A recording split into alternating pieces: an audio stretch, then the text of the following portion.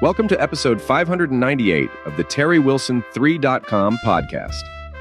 In this episode, Terry sits down with Jason Pillar from JasonPillarCRS.com to discuss his remarkable journey from the radio business and test driving Harley Davidson motorcycles to becoming a premier realtor in the upstate of South Carolina. They dive into the current real estate market, business insights, and the key drivers of growth in today's market. Jason also shares his experiences of living in the Northeast, the Southwest, and now the South of the United States. Tune in to hear all this and more in episode 598 entitled Home Sweet Home with Jason Pillar. Greyhound bus lines in the Northeastern corridor for a couple years. Really? Yeah, that was fun. Greyhound, and you did voiceovers for them? Yeah, well, I did voiceovers for whoever would pay me, but that one was a recurring gig. So now, is that, you said you worked in radio? Yeah. I know you did the marketing and advertising, sold radio spots, I guess. Yep. Did that sort of go in line with that? It did. Well, about the same time I went and get my broadcaster's license and all that, I took a voiceover course. Okay. Which was kind of cool because then you end up with like a demo and all that kind of stuff. Yeah. It was fun, you know. So it was good money if you get it for little short snippets of work. Yeah. Have you messed with any of this, like 11 Labs and all of that? No, I haven't done any of that stuff. So. I've been, matter of fact, on this podcast, like all of the commercials are done in 11 Labs. Yeah. Which is nothing more than AI. Right. And you can even tell it, do this in the voice of. Yeah. Oh yeah. In the likeness of. I've seen that. And I've done some stuff with in video. And in video. They'll throw the voice down on it and stuff, which is, I always find it entertaining because sometimes it's dead on and then other times it's not quite right. But the voices they give you are I love the sophisticated English gentleman. Yeah, voice. I think that's my favorite one. You know, my first stint at this when we converted this, because it started off as a radio show, and then we got it into podcasting. When I started doing this podcast, my first voiceover guy that I had intro the show was from England. Yeah. You know, and someone said he sounded like, what was the show that was in the 90s, Lifestyles of the Rich and Famous? What was that guy? Yeah. Who was, God, I was just talking about him the other day. I know. Yeah, you'd see their mansions and all that. Yeah. With, God, he had a weird name. Yeah, I forget, but the guy that did my voiceover sounded just like him. That's great. You know, and everybody gave me a hard time because here you had this British, very slow, enunciating, very articulate guy talk about, and now here's your host, Terry Wilson. Now, how y'all doing? It was like a cultural whiplash. Yeah, right. You just put the collar on, get ready for it. One of the best parts of working at CCC was we had Howard Stern in the morning. Oh. He had long since left CCC and was already in New York, but we were broadcasting live for him. Yeah. And his voiceover guy that did the introduction for his show, he got this really perfect radio voice, very deep and very pronounced and everything. You could send him stuff and he would read it for your station or your show or whatever. We used to just come up with the most ridiculous things and just send it to him for fun, you know. And he would send us a tape afterwards, you know, with his mistakes and everything on there, and we would just sit around for hours just laughing. You know, we would have him read Green Eggs and Ham and just do all kinds of just the most ridiculous things we could think of, and he did it with such a serious radio voice. It's just he sold it. Oh yeah, he was fantastic, top notch guy. Don Lemon, I think his name was, or something weird like that. Yeah. But yeah, that was good fun. And I figured, you know, I don't have the perfect radio voice, but I did pretty good. And I used to love voicing commercials, and our producer at the station, he was a little guy and a real creative fella. Yeah. And we would just sit, a lot of times I would miss out on sales calls because I would just sit in the production booth and we would just come up with ridiculous things to put on the air. You know, our target market was men 18 to 34. Yeah. So you have an idea of the kind of stuff we come up with. Right? Sophomore humor. Yeah, hard rock radio station. So there was really no limits except for the FCC. The only thing that stole us. And we came up with crazy stuff, and I was one of the only men on the sales team, so I got all the strip clubs, the adult bookstores, the bars, and all that kind of stuff. So I came up with some fantastic commercials for these guys. I bet. That was back when radio was fun. It was fun. I mean, we would do stuff. We had Romeo and Juliet. Things were getting a little boring for them. So they went to VIP adult books. We had a gal that did. Promotions and events and stuff, and she had a great voice, and she would come in and do the female voices, and just amazing, and it's funny because her voice didn't match her looks at all. I mean, she great gal, kind of trolly looking, but had the most incredible voice. You could fall in love with her voice. Yeah, right. It was smooth like velvet. I mean, it is amazing to, but that's what I tell my kids. I said, you guys are missing out on. When I grew up, you would listen to these folks on radio, and you just have to imagine what they look like. And then you'd meet them. It's like, that don't look anything like I imagine. Oh yeah. As a kid, I used to listen to this one station, 99 The Rock in New Haven, Connecticut, and the guy who did the afternoon show was Picosi was his name. Yeah. And, great voice and stuff. And then years later, he transferred to WCCC to the afternoon show there. And that's when I met him. And I'm like, you don't look anything like I had imagined all these years. I mean, he was a really big guy, wore Hawaiian shirts all the time. It didn't matter. It could be 20 below and snow blowing sideways, and he comes to work with a Hawaiian shirt on. I guess that was his motif. That was his thing. Yeah. It was his thing. Yeah. Now, did you guys have the Bob and Tom show in y'all's area? I know that was big in the Midwest. No, we didn't have. I mean, I'd heard of it. Being in the industry, business, we knew about it, and everybody's heard Howard Stern's huge everywhere. I was just wondering if there was any other sort of outbreak radio shows. Yeah, they had. Well, we had a few. Most of them were afternoon drive shows because at that time nobody could compete with Howard Stern. I mean, we had Dee Schneider. At our competitor's radio station that did a morning show. Okay. But the numbers were so far apart, it wasn't even. Don Imus, did y'all syndicate any of his stuff? No, we didn't do. Imus was mostly on AM in our area. Okay. Matter of fact, my first job in radio was they put me in a closet with a mixing board, and I would have to sit there and listen to the Yankees baseball games every weekend and pot down the New York commercials and pot up the local commercials. Yeah. And some of the longest days of my life. We're sitting in this closet listening to. I'm not a baseball fan. Yeah, well, as you can tell, I am. Yeah, so and and I'd have to sit there through rain delays and all kinds of things in this hot off little. It was actually a closet. It wasn't.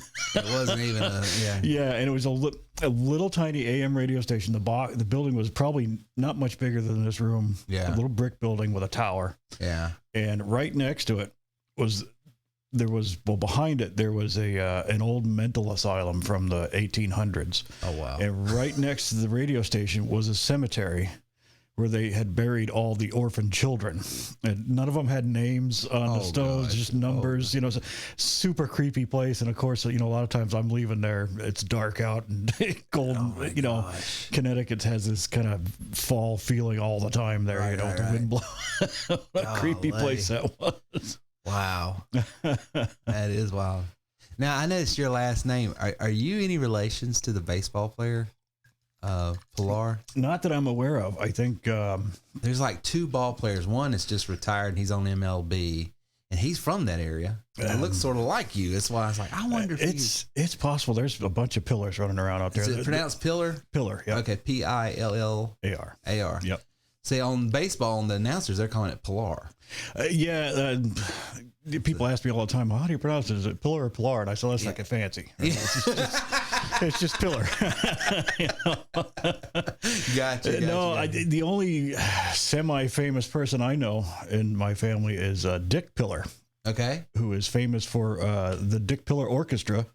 Okay. And his weekend polkabrations at the Ocean Beach Club. Wow. Every summer. Wow. Yeah, my father would drag me down there to see. He was like a distant cousin of my father. I got you. And you haven't lived, man, until you've seen the Pokebration. Let me tell you. That's so funny. It really is. That is so funny. So you moved from Connecticut and you went out to Arizona. Correct? Yeah. Well, I went to Nevada first. Okay. And then came back to Connecticut in a roundabout sort of way, and then went out to Phoenix. I went to Nevada, came back, started working in radio in Hartford. 9/11 happened. Okay, so around that time. Yeah, and the world just turned upside down, right? So I took my suit and tie job and tossed it away and didn't know what I was going to do with my life. And next thing I know, I've got a job in Arizona test riding Harley Davidsons. Suffering for Jesus. Well, that's what I thought. I thought this is going to be great, right? Come on. Yeah, so I go out I packed everything I own in a U-Haul, drove out to... I didn't even know you could apply for that job. I didn't either, yeah. I looked around and found it, and I had the background for it, I guess. And that's awesome. Went to Goodyear, Arizona. It was actually the GM Proving Grounds, which is a pretty interesting place. I don't think it's there anymore, but... Now, where is that at in relation to like Phoenix or Flagstaff? It's just south of Phoenix. Okay. It's like in the suburbs of Phoenix. There's Queen Creek, Santan Valley, and all these little Gilbert and Glendale area, all this stuff down there. And the Goodyear Proving Grounds were an interesting place. They had this big, gigantic fence around it, so nothing got in, nothing got out. Okay. So any wildlife that lived in there stayed in there, and had weird things. But you got to remember, it's Arizona. It's 112 out, 115. But it's a dry heat. It's a dry heat, just like an oven. And you're out there wearing full leathers and a helmet, and just soaked up and there was days we'd go in and they would put what bike you're going to ride on a board, and that's the bike you're with all day long. And we all dreaded getting the Sportster, right? Because it would beat you to death. Yeah. And the worst one was the big full dress Harleys, because I remember they were testing. There was a heat issue with the rear cylinder pipe that came off the cylinder head, was emitting a lot of heat. So what we would have to do is take it on what they call the city course, which was just a big section of city blocks. And you'd have to drive to a stop sign or a simulated stop sign and stand there for 30 seconds, let the bike idle, and meanwhile, all that heat's coming up, Dear Lord. And you're dying. And then you'd ride to the next one and do it again, and you do it again. And you would just keep doing that over and over again. And, by the end of the day, you're wiped out, right? Wow. High-speed track was interesting because they had a high-speed track. It was fun. Yeah. Because you could just go straight out on this bike. But the problem is there was coyotes in there and all kinds of things, and they would oftentimes run out across the track. And the rule of thumb was not to swerve to avoid the coyote on the high-speed track because you're doing 110, 120 miles an hour. So... God forbid they run out in front of you, but you just keep going. Wow. Well, I know what terrible. That feels like in a car, but I can only imagine. Oh, yeah. Doesn't that throw you off? Well, that's how good these bikes rode better without you on it than with you on it. I mean, really? Yeah, they would get into a tank slapper, if you hit something like that, and you just take your hands off the bars and it would even out. The biggest trick was just to stay upright, right? Gotcha. So you don't, you keep your balance. So you trying to correct is probably... Trying to correct it was worse than the worst thing you could do. Gotcha. You just let it go and it would straighten out and you keep going. So, wow. And this went on 24 hours a day. They had night shift and day shift. So it was crazy. You hear about jobs like that and you just like, where was I at on career day? Yeah, well, I'll tell you, the bikes held up a lot better than I did. I mean, it would beat you to death. By the end of the day, I mean, you felt like you worked 10 jobs, I mean, did you have to fill out like reports or something at the end of the day? Yeah, you had a checklist that you had to go through and everybody had different things and nobody was able to talk about any of the other things that were going on. You just had to focus on what you were doing. And yeah. I remember they used to put these big, gigantic coolers stationed around the tracks, filled with ice water. And we would stop, and a lot of times we'd just dip our helmet right into the melted ice water and put it. And by the time you got to the next cooler, it would dry again, and that dry heat, sweating. Yeah, that dry heat. And then there was cricket season. Oh, Cricket season was fun. I don't know where they came from, but millions and millions of crickets would hatch. And they all wanted to jump across the track when you were riding through it. So you'd stop the end of the day, and there'd be little legs sticking out of your visor and out of your fence. I can only imagine. The all you could taste shield. was all you could taste was like grass, because that's what I guess what cricket tastes like. You're getting your protein. Yeah, and then they decided they wanted to move to back to Detroit. And as a kid, I grew up riding my Sportster in the winter, and I wanted no part of that. So that was that. So the job leaves, but you're still out there. And so where did you find yourself when the job sort of left town? From there, I migrated up to Sedona, Arizona. Beautiful, beautiful area. Beautiful country. And got a job giving ATV tours. Oh, wow. Which was, again, falling into these jobs. It was great. I mean, it was a blast. You know, hey, go ride this ATV in the desert, you know, and mess with tourists while you're doing it. And we will pay you. Yeah, it was fantastic. Except during monsoon season, you know, and you're out there and it's raining sideways and you're watching I bet that tourists float down the creek. Yeah. I bet when water does hit that, it floods quick, doesn't it? It could rain 30 miles away and be sunny where you're at, but all of a sudden the dry creek bed you're standing in becomes a mud flow, and it takes you with it. There's no getting out of it. Yeah. So when they have flash flood warnings out there, you take them seriously. Right. You know, and just it rattlesnakes and tarantulas and all kinds of cool things wandering around out there. So that was fun for a while. And then I ended up in Tombstone, Arizona. Tombstone, Arizona. What a great movie. It was a fantastic movie. And that's what that whole town, that's really what revitalized that whole town. I mean, it's always been there ever since the 1800s. And it's always been sort of a tourist destination. But that movie gave it new life. Sure. It's probably Val Kilmer's best movie of all time, in my opinion. I think all of them. That was their best movie. I mean, it was just... Yeah, I still watch it. You know, probably one of the most quotable 100 times. Yeah. That's why I call it a remote drop. Billy Bob Thornton. Great part he had. You know, he's kind of a sleazy guy. He does that part really well. He does. But yeah, my first job there was giving tours in the Tough Nut Mine. So I'd take tourists 100 feet down underground, which was great because it was always 67 degrees down there. I think it could be 100 above, always 67. Even when it was wintertime in Tombstone, always 67 at 100 feet below. And a guy approached me one day because I used to give the mine tour in period mining clothes. Yeah. I looked like not the old prospector, but I looked like an old miner. You dressed the part. I dressed the part. People love that, right? Mm-hmm. So one day a guy approached me, and his name was Stephen Keith, and he played Doc Holliday at the OK Corral. Matter of fact, he had written a 45-minute tragedy, I guess, about the OK Corral. It was called Tragedy at the OK Corral. So it was a 45-minute show, kind of giving the cowboys' viewpoint of things as opposed to the Earps. And it all culminated in a 30-second gunfight at the end of the show. And that was the biggest draw in Tombstone. So if you got into that, you were set in Tombstone because, you know, I think they paid 25 cents a head or something to the actors. Oh, wow. But you did 2 shows a day, sometimes 4 on big holidays that they would have there. Yeah. And boy, what a blast. I mean, you know. Here again, shooting at people for a living. Shooting at people for a living.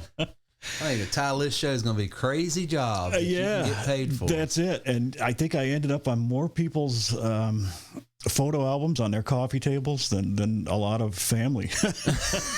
You know, because we would walk around town in between shows in costume. And we'd go grab lunch at the Crystal Palace Saloon, you know, and everybody wants a photograph.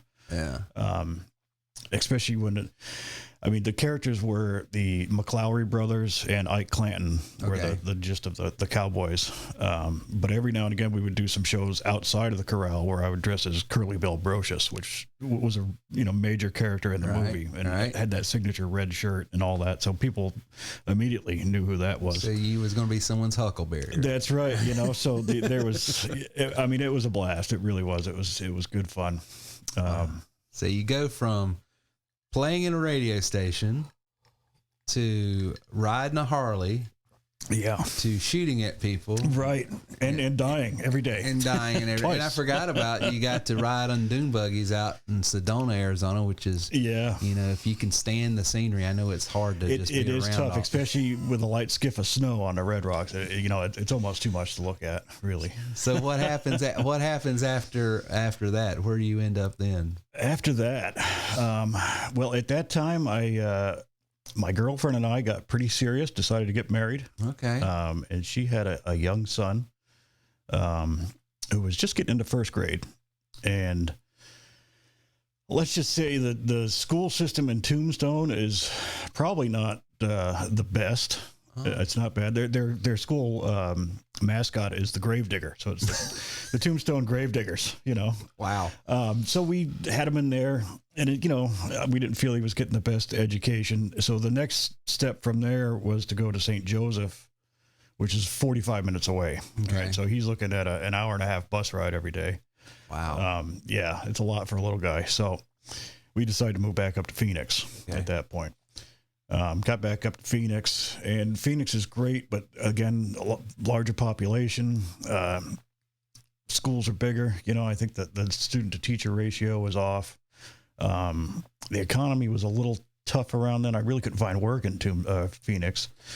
So I got a job driving trucks. Okay. So first real job I've First heard. real job. Yeah, that was the first real job. So the man did have to work. I did have to work, and I started driving, you know, dry box trucks around. Got in a flatbed for a while, which was interesting. A lot of copper out of the mines from Arizona, which was, again, a lot of cool scenery. Yeah. I did that for 10 years, and around about that time, we were tired of living in Phoenix. Not 10 years, but probably a couple years into the truck driving thing, we got tired of Phoenix. And I'm from Connecticut, as we know, and my wife is from Chicago. We didn't want to live in either one of those places. So basically, we took out a map and we threw a dart at it. Seriously. Wow. And it landed in Maggie Valley, North Carolina. So you're a terrible shot. A terrible shot is what I am. And, you know, I probably should have done some more research, but I'm glad I didn't. But we ended up loading everything up and drove to Maggie Valley. Wow. And stayed in a hotel room for 2 weeks. Wow. My wife, me, and 3 little dogs at that time. And then we found a house to rent in Polk County. Yeah. And a couple of years later, we built our own house. I was still driving a truck at that time. I had a pretty good gig, though. I would go from Denver back out to North Carolina, make a couple drops, stay home for the weekend, and go back out and do it all over again. So I was doing that over you had and over. a sort of a route that was constant.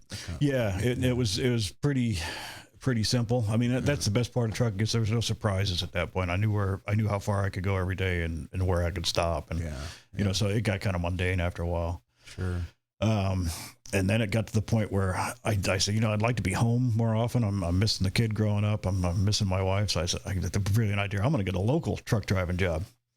Well, what I didn't realize was, when you drive local truck, you actually work a lot harder for a lot less money.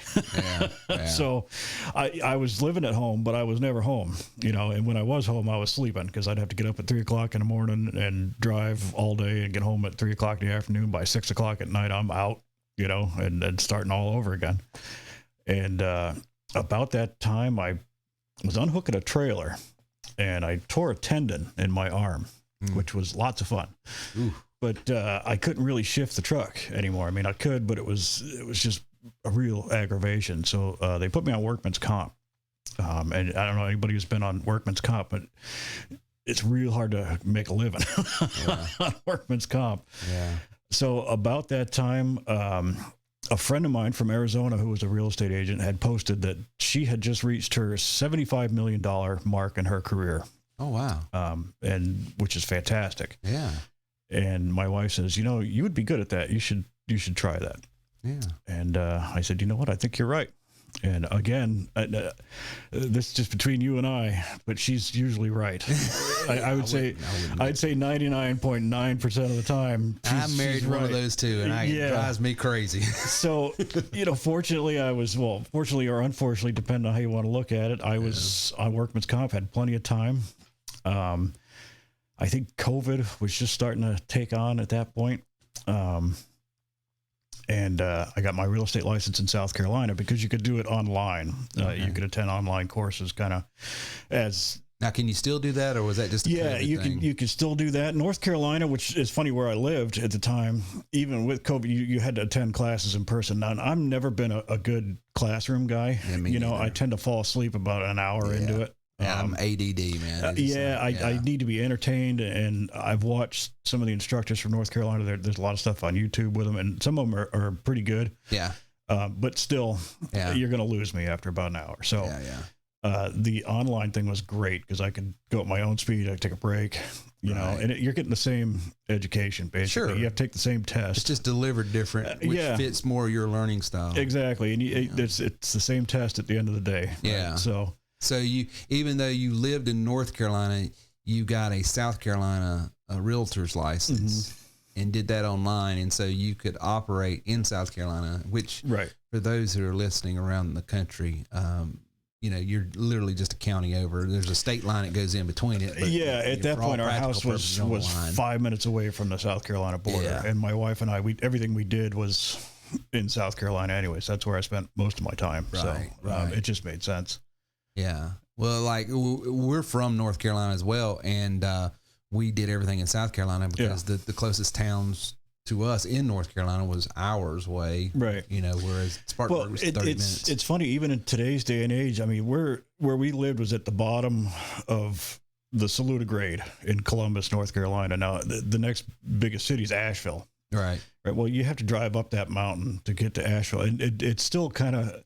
It's in the way. It really is. It's not a convenient drive. No, it's not a good drive to get up there. The traffic's horrible. And they've been working on that interstate forever. It's always under construction. Apparently, nobody knows how to drive on the Saluda Grade because there's always an accident.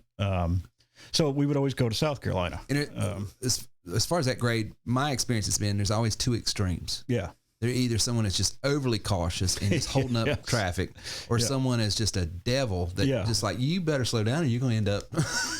And there's no moderation. It's funny, as a former truck driver, and driving over the Rocky Mountains and places like that, you kind of learn how to drive. That terrain. Yeah, because you don't want to.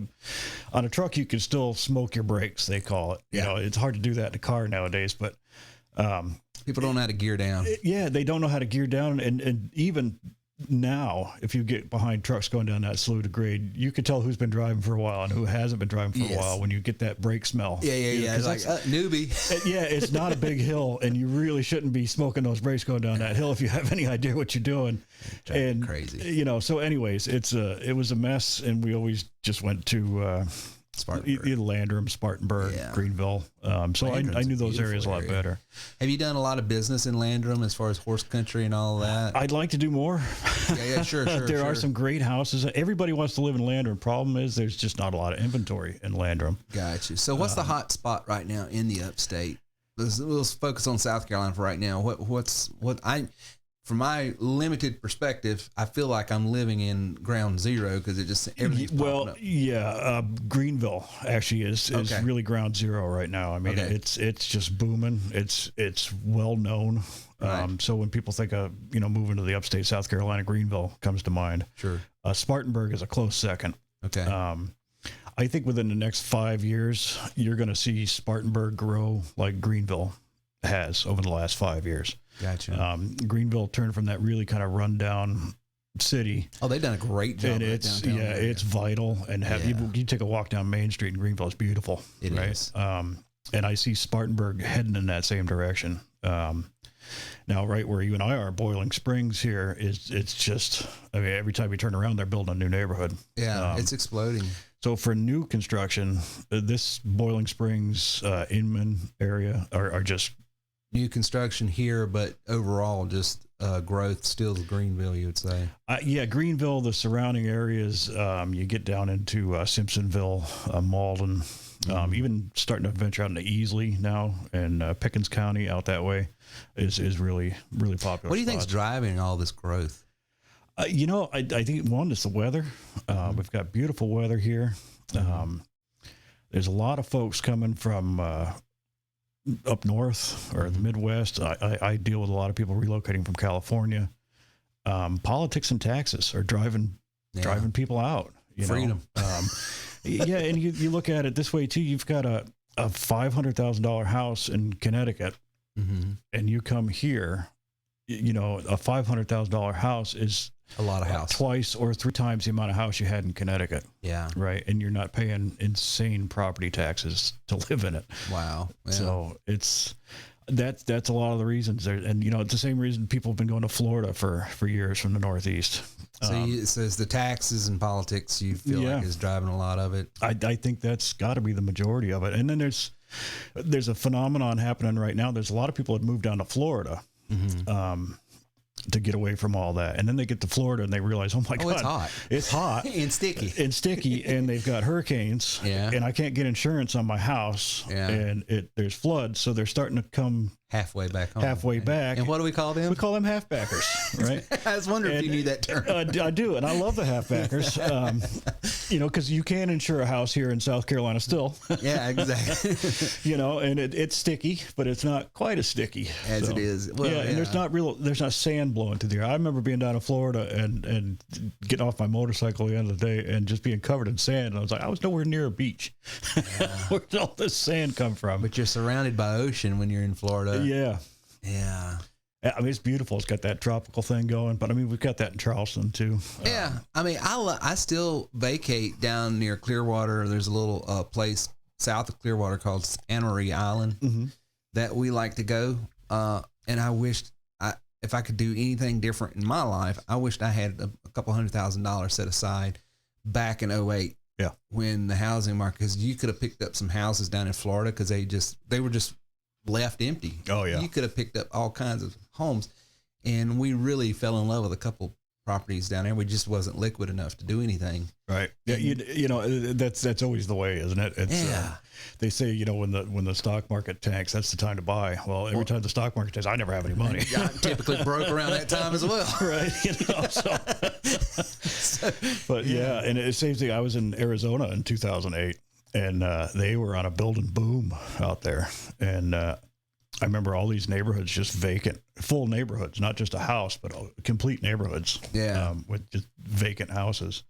And it's amazing how fast the desert reclaims its space. It is weird how a vacant house just deteriorates really quick. It does. I mean, the world continues on, the mice move in, the bugs move in. Next thing you know, it's you would think the wear and tear of people living in it. You would think so. But it's not. No, it's nature. It's that wind blowing constantly and the sun beating on it, and you're not turning the heat on, you're not turning the heat off. There's nobody in there, so somebody's going to move in, right? Yeah. It's a great place to live. Yeah. So the bugs move in, and stuff that eats the bugs move in, and then stuff that eats the stuff that eats the bugs moves in. And all of a sudden, you got tigers in there. And before you know it, you've got these rundown, dilapidated houses. And it doesn't take long, especially with newer construction, for them to just be tear downs at that point. Which is funny because in my travels, I see a lot of old houses around here, old farmhouses that are, on the verge of falling down. I saw that one picture that you posted. That house that's beautiful. That house is a charm, let me tell you. And it looks like it should be torn down. And I think the general consensus of the listing agents selling the land and probably the owners is it should be torn down. But I took, a guy by the name of Michael Bedenbaugh over there. He was the president, I believe, of the South Carolina Historic Home Preservation Society to look at this house. And we looked at it, and I guess the house was built 1840. You could tell by the saw marks on the rafters. But the bones of that house are solid. I mean, it was balloon frame, which is similar to how they do houses today, but slightly different. I mean, it's framed out like a regular house, but there's not floors. It just goes right up to the second floor, and then they build a floor in afterwards. But that's solid as a rock. And I was walking around the floors in there, and I was surprised at how solid the floors were. I mean, you can jump up on, they're solid, right? They're not, I mean, even in some new construction homes, the floors feel a little soft, right? But not these things were intact. And if somebody had enough ambition and a big enough wallet to come in there and restore that place, it'd be a beautiful home. Sure. Especially on the piece of land that it sits on. It's just beautiful. The pictures were just amazing. It's I hope they can restore that. That house was built by William Blackwood in 1840. William had 11 children, and 9 of them were boys, and they all fought in the Civil War for the Confederate Army. Okay. And 2 of them were killed on the same day at the Second Battle of Bull Run. Wow. Which I thought was really interesting. I mean, same day. The rest of them came back here, became doctors, dentists, and their family's still floating around out here. So there's history all around this place. There is, and that's one of the. That's why I love Tombstone and Arizona. You know, the history is just rich around here. It's the same way, and even Connecticut. You know, there's so much history up there. There is a Confederate gravesite on 9. Is there? That I lived here for years and didn't know about. And when I run, sometimes I will drive my car up to the Ingalls and park and then run the sidewalk there on 9 and go all the way down to the karate place and run back. Well, if you walk it, you can see it. And it's in this little tree area after you pass the computer shop and all of that. Right. And it's wooded and they've let it grow up. Right. They've let it grow up. But you can look in there and you see this old gravesite. And I was like, wow. You know, but they're going to keep that hidden, of course, with the I get the politics, the climate of today. Yeah. You know, as a teenager, I used to go hiking around the woods in the Northeast all the time, and you would come across these old family plots. There probably was a house somewhere that's no longer there, but you'd come across these old colonial style headstones, you know, with the little creepy faces on them and everything. And I always loved that kind of stuff. There was an old cemetery not far from where I grew up, where the first governor of Connecticut was buried, actually. And you would think he'd have a neat little tomb thing going on, but it was just a mound with some bricks. It was nobody had taken care of it for years, but there's your first governor right there. Wow. And then there's a place called Gillette's Castle in Connecticut, which was made by a guy named William Gillette. Built it himself, stone by stone, did all the woodwork. Is that the Gillette family that owns the Gillette razors and all that? No, actually, he was an actor and played Sherlock Holmes before movies, I guess. Okay. So he's been around for a while, and it's quite an eclectic place. But there's a cemetery not far from there, and it's got some of the coolest headstones I've ever seen. So as a teenager, I'd hang out there a lot. I don't know. That is so cool. I love those little things, and it seems like we're losing more and more of that. It's neat. And I love to sell houses that are next to tombstones, or I haven't sold one yet, but I would like to. Sure. Just so I can say quiet neighbors. Yeah. You know. Yeah. So I'm on a couple of these real estate feeds on Facebook and stuff. And someone posted something the other day. This is called Selling the Location. And it was a house right across the street from a cemetery. Right. And the thing said quiet neighbors on the sign. I was like, that must be a real estate joke. For sure. It is. Yeah. They're just about as corny as most real estate agents. Well, absolutely. But, Well, you've lived all over the country. What's so special about this area that people need to know about, that they, from your perspective of being a world traveler? Well, it's a great way of life here. I mean, everybody, for the most part, is pretty relaxed. Yeah. I think we need to take some driving courses. Maybe. Well, sure. I've heard that a lot about. It's got everything for everybody. You know, if you're into hiking or biking, we've got that. You've got the mountains. You've got lakes. We're only a couple hours away from the ocean. If the beach is your thing, and for me personally, it's right in the middle. If I want to go see my family in Connecticut, it's about a 13-hour drive. Yeah. If I'm going to see my wife's family in Illinois, it's about a 13-hour drive. So it's ground zero for that. Right. Taxes aren't bad. Right. Cost of living is pretty good. Yeah. And I think the people that I meet in my daily travels, there's some characters, and I love that. I grew up, my father has a body shop in Connecticut, and he has it's as long as I can remember, and he's a character himself, which naturally attracts other characters. Sure. Right? So I really appreciate somebody who's got some personality. Yeah. And we've got that, it's all around great place. The weather's good. You know, I mean, my wife loves wintertime and would be more than elated to see some snow on the ground come Christmas time.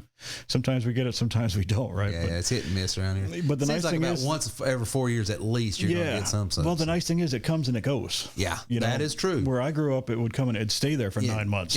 It wears out its welcome real quick. Real fast, you know, so you might get it, it's gone by noon. So, you know, you get a few pictures, everybody's happy. Well, we get a winter, but it's not a brutal winter like Chicago, and that wind up there and that cold up there is a different type of cold. I've driven trucks through, you know, the plains of Kansas in the middle of winter, where it takes everything you have just to keep the truck on the road as that wind's blowing through there. There was one time coming from Kansas, heading into Denver on I-70, and I was going down the road and it started snowing. And it was a whiteout before too long. I had a GPS, but I couldn't see the road in front of me. And it was probably 10 o'clock at night or so. So it was dark. That doesn't help, right? All I could see was snow. The road was gone. You know, the plows hadn't been out yet. There was no road left. I had to slow down to about 15 miles an hour. So I rolled the window down and I was looking at my GPS to make sure I was still where I was supposed to be. And at the same time, I'm looking out the window to see where the road kind of leaves you, kind of left us, right? And trying to stay on it. Yeah. And unfortunately, you know, you're out there, the exits aren't like they are here where there's one every mile or so. I mean, it was probably 8-9 miles to the next exit. And that exit, when I got to it, I looked at it and I'm like, nope, I'm not pulling off in there. I'll never get out of there again. So 8 or 9 miles to the next exit, and you know, just white knuckling. Your windshield wipers are caking up with ice, and you know, you're looking through a spot about the size of a quarter. Stressful. Oh yeah, it was not fun. Several years ago, we decided to do a family vacation, and I rented one of these 24-foot RVs with the sleeper over top of the cab. It's like an F-350 with the long, and we started out here and then worked our way down, you know, I-85 and went through Alabama, Louisiana, Texas, and went all the way out to Arizona, and then came up through Nevada and worked our way back. Yeah. And the most nerve-wracking part of that whole trip for me personally was leaving Denver, Colorado, and coming into Kansas late at night. I was getting blown all over the highway. Oh yeah, all through there, and Nebraska. I couldn't see squat. Yeah. And it was just, I was white knuckling the whole time. I said, "This is not a relaxing vacation." No, there's nothing to stop that wind out there. It just blows. And you know, so having said that, what do I like about here? Well, seeing all that country, you know, and experiencing all different times of year, this is the calmest place to be. Yeah, it really is. You know, I mean, we get some crazy thunderstorms every now and again, and every now and again, it's a little tornado will touch down. Which, I mean, it would be devastating if it touches down on your house, right? But they're not like the big Kansas and we got Oklahoma mountains tornadoes. around us. It seems like it breaks that up. Yeah, that's what I tell my wife. No, there's a mountain right there. It'll never hit us. Right? Sounds good anyway. We're fine. Let's go get in the I'm not closet. a meteorologist. What do you want from me? Let's get the tub. Yeah. But yeah, you know, the people, the food around here is good. Even now, there's more places moving in, bringing some spectacular food. So, you know, there's something for everybody here. If you just want to go out and look for it. Sports, we're getting a new sports team. Yeah, we're getting a new team. They're building a new stadium down here in Spartanburg. Yeah. I think that's going to bring a lot of growth. I think they're an affiliate of the Texas Rangers, if I'm not mistaken. Is that right? That's your field, not mine. Yeah, they're sort of like a 1A, AAA. I don't know but it's the lowest tier. You know, but still, we get to see some guys coming through the farm system there, and that'll be fun. Always brings in people. People love it. You know, I mean, I'm not a big sports guy like auto racing, but you know, people love it, and to have more of it in the area for people to enjoy, I think is great. It's just another sign of the area growing. The trick is, I think, to do it ethically. You know, you've got to get out there, and you know, this year's an election year. That's great, but really, what I think people need to do, it's like they got to go vote local. Yeah, you know, talk to your local people, and you know, talk about important things like the infrastructure. I mean, we're building neighborhoods left and right, but are we building road systems to support it? As someone who's living here, it's like if someone doesn't get a hold of this infrastructure issue, quick, I don't see how this is sustainable. Well, coming from Connecticut now, I-95 in Connecticut has been under construction since 1975. That's about as far back as I can remember, right? And you can't widen it because there's no. How much of that is a function of unions, and how much is that as a function of actually? They're never done, and I think it's the weather and the unions. Yeah, because you fix one spot, winter comes through. Yeah, they just got nothing going on for them up there. It's like that tunnel in Boston that's been going on since '73. It just amazes me. It's always under construction through there, and it's always the same places. And we have that here too. Sure. I'm not going to kid anybody who might be from somewhere else, but they're different political issues. But we've got a bridge that they've been working on now for 2 years. It's only about 25 yards long. Yeah.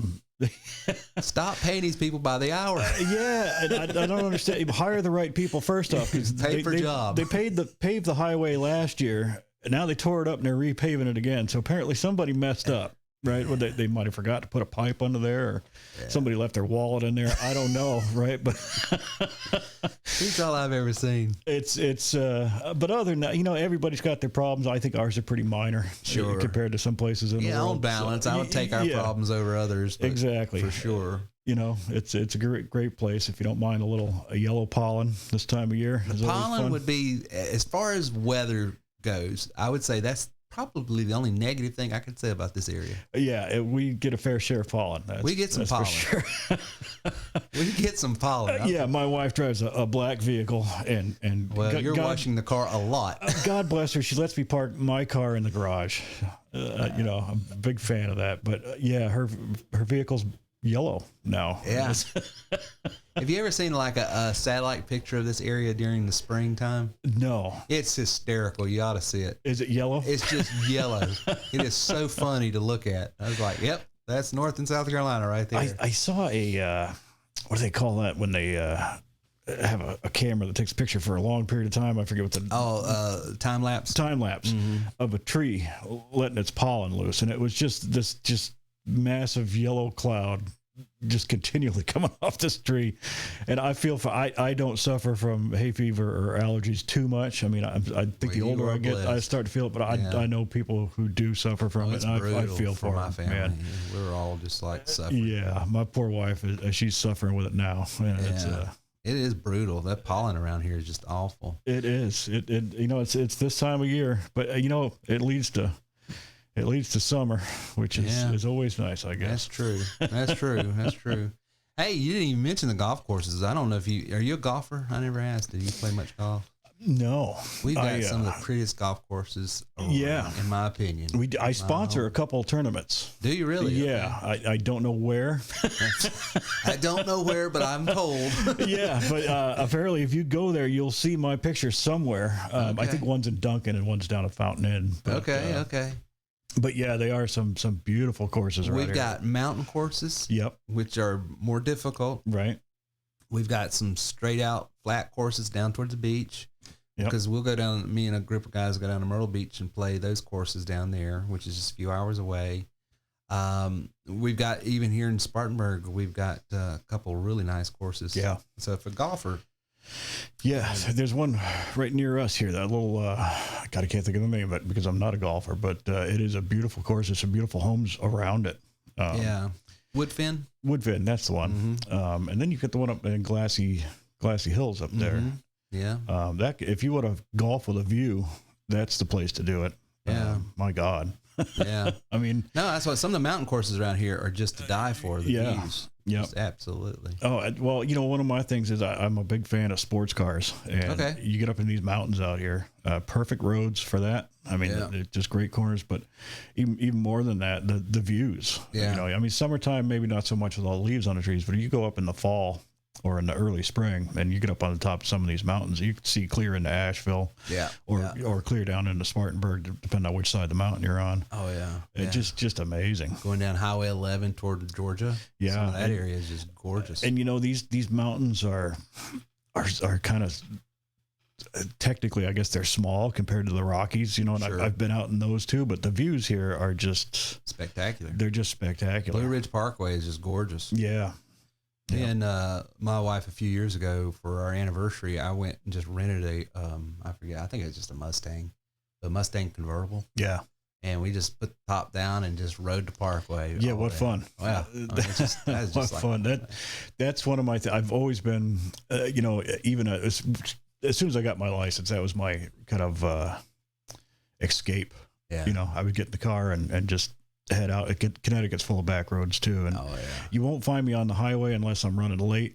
And usually if I'm on the highway running late, I end up being even later because I get stuck in traffic. Yeah. But I always try to leave early and take the back roads wherever I go, because that's where you meet people. Yeah. You get to see what's going on in the area. We get to meet the culture. Yeah. And there's a lot of that. Yeah. There's a lot of that. Everywhere. I mean, no matter where you're at. Yeah. No, and that's, driving a truck, that was one of the things. I mean, you're on the highways all the time, so it's corporate America from one end of the country to the next. The restaurants are the same. Yeah. Every raceway is the same, or Speedway. Yeah, you're eating Subway, or you're eating Arby's, or you're eating McDonald's, or Taco Bell. It's the same all the way across country, and it does. And I don't feel that it's good for you on a regular basis. I mean, I get a Taco Bell craving every now and again. Sure. And 5 minutes later, I regret it. But but to live on a constant basis is just it can't be good for you. But you get off those highways and you start hitting the byways and the secondary roads. And that's where you meet mom and pop. Yeah. You see these little stores that are struggling to hang on. Yeah.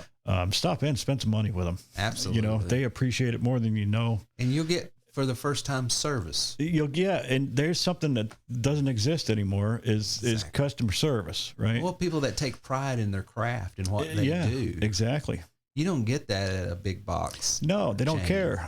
There's somebody in Minneapolis making a decision for somebody, and at that Cracker Barrel or whatever. Exactly. And they don't want to see you. You're just bothering them. Right. They get paid regardless. Yeah, and they're making decisions based on their life in Minneapolis as opposed to their life here in Greenville. With two different worlds, right? Or it should be.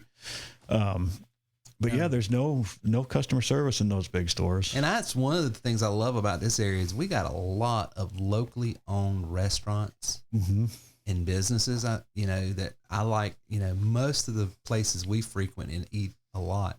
are just small. It's like when we went to that coffee shop. I like going there. I love that Starbucks shop because it's locally, and you saw the mom and dad and their kids working there. It's just that gave me a great idea. When I was in there, I'm going to start a little blog about our local businesses out here. Yep. And I'm just going to do a quick little video. Might not even last a minute for each one of these little stores, and basically just ask them, hey, when I go out and see my clients today, what would you like me to tell them about your business? Yeah. And just record that for them. And, absolutely. And pump it out there. Just networking with the local businesses. Because that's what it's all about. It's for me, real estate's a means to an end, but it's a community thing. Yeah. It's about giving back to the community, and it's a business that's become very transactional over the last few years. And I avoid that at all costs. If you hire me as your realtor, good luck getting rid of me.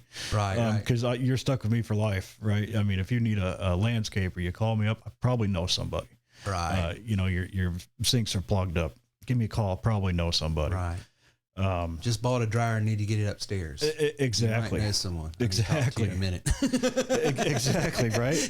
And it's about giving back to the community. I recently joined the Rotary Club because I think they do great things for our community. That's awesome. And that's why I do it. Right. Yeah. It's about taking care of people. I've lived here now since 2008. We moved from North Carolina down to this area. And like I was telling you, I haven't gotten involved in the community until like the last 6 or 8 months, because I'm on the internet. And so it just never occurred to me. And that's the way it is nowadays. But as soon as I got connected, I'm starting to meet up people like you and other. Right. I was like, this is a wonderful community with a lot of great people. It really, and it's really easy to get sucked into that virtual world. Yeah. I mean, you don't need to go outside anymore. You can call DoorDash, right? Right. They'll bring you food. You don't have to go to the drive-through anymore. You live in a silo. You work from home. Yeah. You do everything from home, and you don't get out. So the interactions are becoming far and few between. And it's a real shame because that's what makes the world go around, right? It really is. And you know, when I first started this, it was sort of a novelty to do all this stuff online. Right. Because we took it for granted because we are all at a place and meeting each other all the time. Right. And then to be able to have what you do and broadcast it throughout the country or world, man, that was mind blowing. But after something happened, I think in 2020, you know, with that whole COVID thing, because the whole world went there. Right. And now all of a sudden it's like there's this hunger for like, no, we need to get back to meeting each other at the coffee shop and the library and just hanging out in the ballparks. And, you know, a lot of the little things from the past that have fallen to the wayside, I think mean a lot more today. Yes. You know, one of my big things, if somebody sends me a referral, I write them a little handwritten thank you note and send it to them. You know, who does that, right? I mean, exactly. I can't tell you the last time I got a handwritten note from I've gotten a note that looks like it was written by hand, but it was actually written by a computer. You can tell it was computerized, Right. So it's those little things, you know, picking up the phone. I mean, I love texting. It's great, but you know, sometimes you got to pick up the phone. Yep. And I love the connectivity of this world. But what's great is that, you know, as the infrastructure gets better, now you can take that connectivity and go outside with it. Yep. You can sit in the park and work on your computer or have a meeting on Zoom or whatever, you know. Exactly. So, yeah, I think when everybody was forced to be inside, it was good and bad. You realized, okay, I don't have to go to the office, right? Which can be kind of constricting in a way, you know, that corporate office lifestyle. Yeah. But at the same time, being stuck in your office at home, that's not healthy either. You've got to get out and experience people and experience the world, good, bad, and different, whatever's going on. It definitely brought a contrast. I think it's that old adage, you don't know what you got until it's gone. Right. I think, you know, being confined to the house and not getting out has really sort of put a spotlight on. Plus, I think we can all acknowledge that social media and the internet has made us all a little crazy. Well, I don't know about you. I was always a little crazy. Well, but now we know, we have empirical data. Right. Yeah, absolutely. We used to assume it. Now we know. Well, you know what really bothered me about the whole COVID thing is they were telling me I can't do something. And I've always been a person, you can't tell me not to do something because that makes me want to do it even more. That's what this whole thing about COVID and the vaccines and stuff. It's like, you could not construct a worse messaging to get people to take something. Right. Well, you know, I mean, if you look back at the jobs I've had that we discussed, they're all pretty independent. You know, I'm giving tours out in the middle of a desert on a 4-wheeler, right? Yeah. There's no boss. There's no office. I'm driving a truck. There's no boss. There's no office. Yeah, I got a schedule to keep to, but it's up to me to do it. Yeah. It's the same with real estate. You know, I mean, I work with a great brokerage. Yep. But I'm the one making the decisions. You work for yourself, but not by yourself. Yeah, and there, you know, I'm not getting paid unless I do my job. Right. And so I have to do it to the fullest. And it's always been like that. I've worked places where, you know, you have a boss and a structure to follow, and it just never worked out well for me. Same here, brother. You know, I'm just not good at it. I like to be independent, and well, that's the spirit of this country. That's the spirit of this country. It's what's made this country. And if someone is working for someone, no shame in that. But I guarantee you're working for someone that's independent. Right.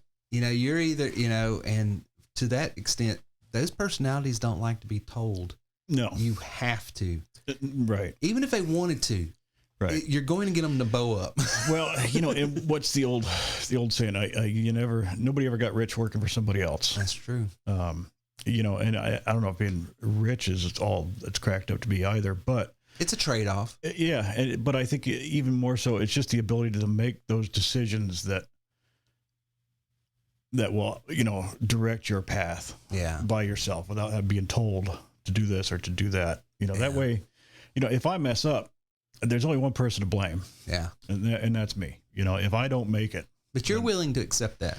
Well, yeah. You know, see, there's some personality types that just are not willing to. That's right. And, you know, it's the same. There's some people that have never left their hometown. Right. You know, and I understand it, but at the same time, I feel kind of bad for them. Sure, because you have a context to see what they're missing. They don't even realize. I'll tell you right now, I can go back to Connecticut I go down to Bank Street, Connecticut, in New London. There's a little bar on the corner there. And I could walk in that bar. I could tell you who's going to be sitting in that bar right now. Right now.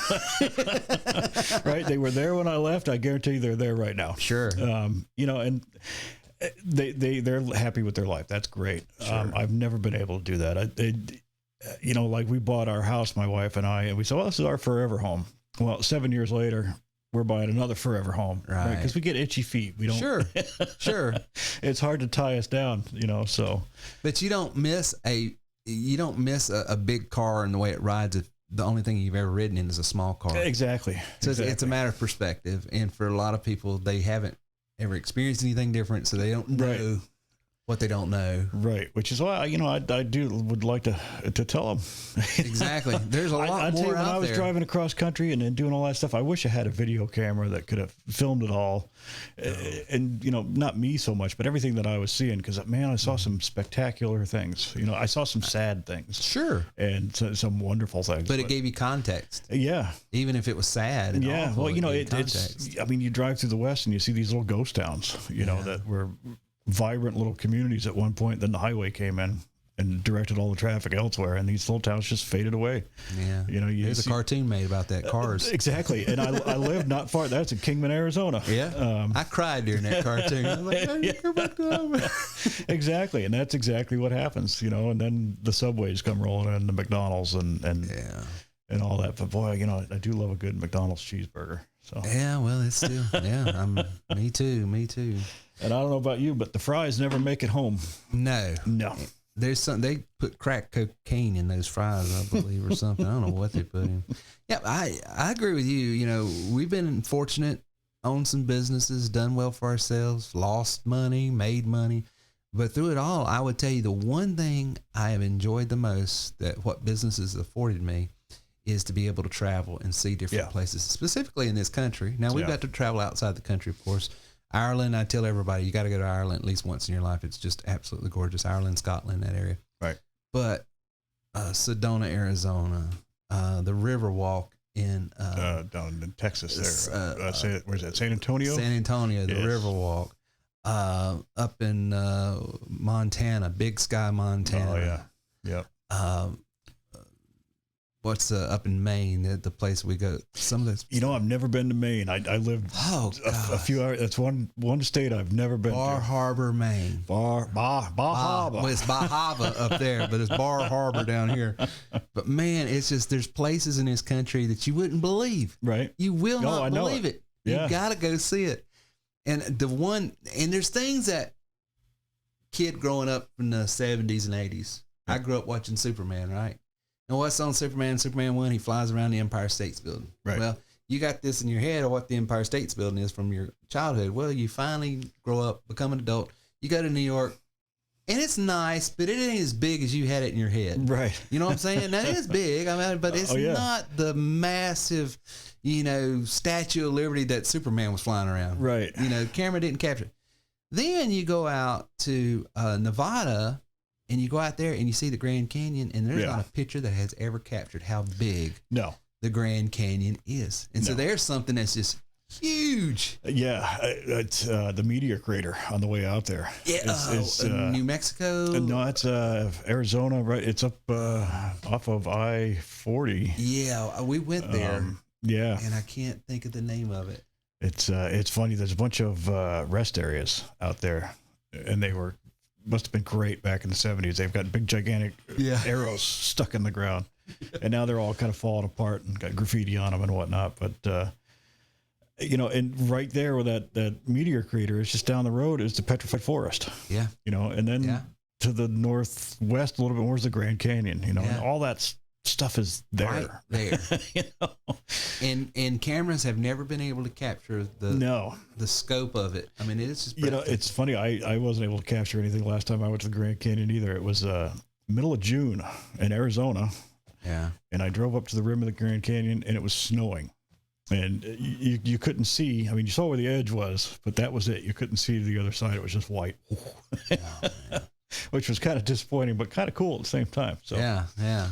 But beautiful country all through it. Like you said, Montana. I remember driving through there and seeing wild buffalo on the side of the road, doing their thing. Elk and God, I hope they don't walk out in the road. Yeah, they tell me not to. If you go to Montana, go in the middle of the summer. Yep. Don't go in the winter because the animals come down. Yeah. In the winter. Well, that and it's we're talking about brutal winter. That's the one place you haven't seen snow until you've been in Montana. That's right. Yeah. Well, dude, if people want to get a hold of you, how do they get a hold of you? You can look me up online, jasonpillarcrs.com. Okay. The CRS stands for Certified Residential Specialist. Oh. Which is fancy you. Yeah, I'm proud of that. Well, you might start pronouncing it Pilar then if it's going to be. That's right. If we're going with my pinky up when I do it.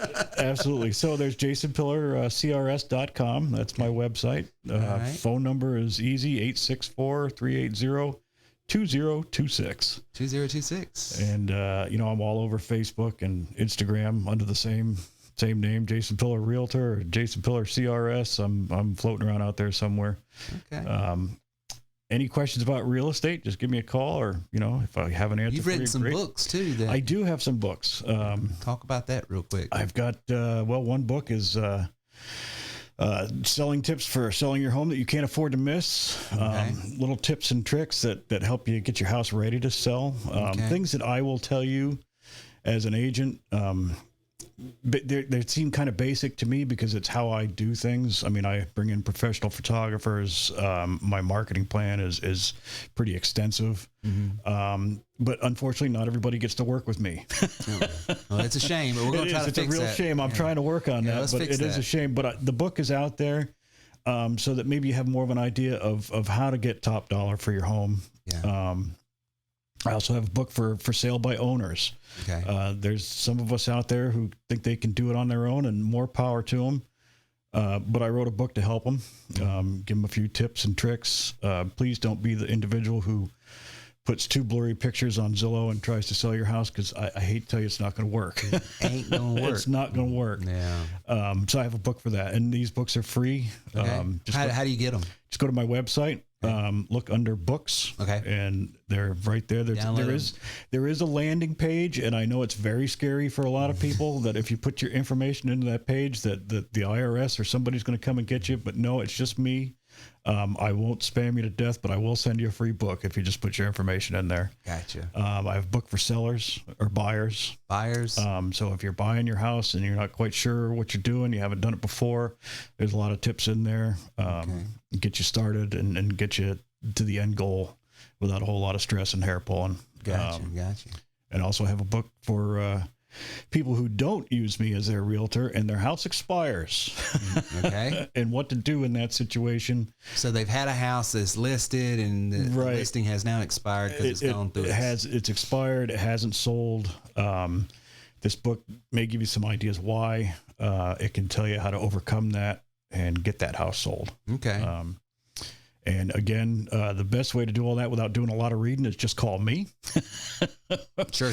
Right. But like I said, not everybody can work with me. So I put the books out there just to help people out. That's really what it's about. When somebody hires me to list their home, that's what I'm doing. I'm helping them. Right. And I put everything I have into doing that. I do work with international brokerages that's known for luxury homes.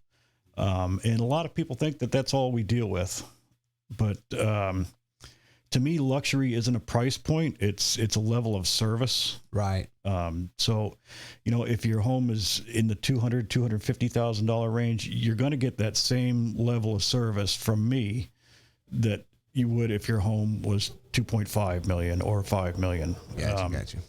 We may not put you in the Wall Street Journal, but you get the same level of service, same marketing, and you get the same network that those houses have. So gotcha. It's about helping people. Awesome. Well, that's Jason Pillar at jasonpillarcrs.com. And his link will be in the show notes here. And go over there and get those books and let him know that you heard him on the TW3 podcast. There you go. Yeah, that'd be great. All right. Good talking to y'all. So we hope you've got a lot out of the content today. Please take a few minutes to give us a 5-star positive review at terrywilson3.com/review. This helps us promote our content and continue to reach more and more people. Again, thanks for being part of the TW3 community here at terrywilson3.com. Please like and share our content, and we will see you soon. Welcome, fellow leaders, entrepreneurs, and visionaries. Today, I invite you to step into a world where greatness is not just a goal, but a collective reality. Introducing the Elite Mastermind Group by TW3, a sanctuary for those seeking not just success, but exponential growth. It's more than a group. It's a synergy of minds, a convergence of aspirations, and a breeding ground for extraordinary accomplishments. You'll learn not only from experts, but from the stories of those beside you, fellow trailblazers who weathered storms and conquered obstacles, enriching your own journey. Imagine being surrounded by a league of highly motivated business owners and entrepreneurs, each driven by the same passion for success, propelling each other towards greatness. Embrace the power of networking, the art of learning, and the joy of sharing your value. It's not just about what you gain, but what you contribute. Dare to be exceptional. Dare to be part of the elite. Don't just dream of success. Surround yourself with those who are already living it. Join the Elite Mastermind Group by TW3. Elevate your success. Elevate your life.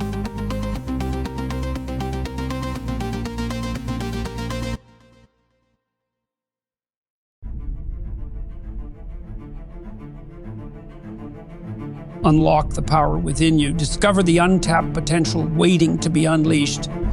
You Are Worth More isn't just a book. It's a transformative guide to understanding your unique value in today's ever-evolving marketplace. Visit youareworthmorebook.com and claim your free copy. Within these pages, you'll unravel the secrets to identify your distinct strengths, refine your skills, and ignite the passion to pursue your true worth.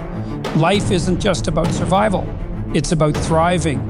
This book is your roadmap to not only surviving, but excelling in a world that demands your best. About recognizing your potential, developing your talents, and finding the inspiration to chase after what truly matters to you. Let You Are Worth More be your companion on this journey. It's not just a book. It's a catalyst for change. Empower yourself, elevate your skills, and embrace the opportunities that await. Visit youareworthmorebook.com today and embark on the path to realizing your full potential. Your worth is far more than you might imagine. Claim your free copy now and begin your transformation. So if you're still cold calling or pestering your friends and family online, then please stop. Why, you ask? Well, because you don't have to anymore, you dope. My friends at terrywilson3.com have over 200 million leads. That's right. Over 220 million leads that are saying, please, mister, please sell me something. So the next time you need leads, have Terry's team get you a list of leads that actually want and could afford your products or service. Go to terrywilson3.com/lead list now and get over 1,000 leads for less than $70. That is crazy. Over 1,000 leads for under $70, but you have to act. Go to terrywilson3.com/lead list and get a list of leads that actually would want to buy your shade product.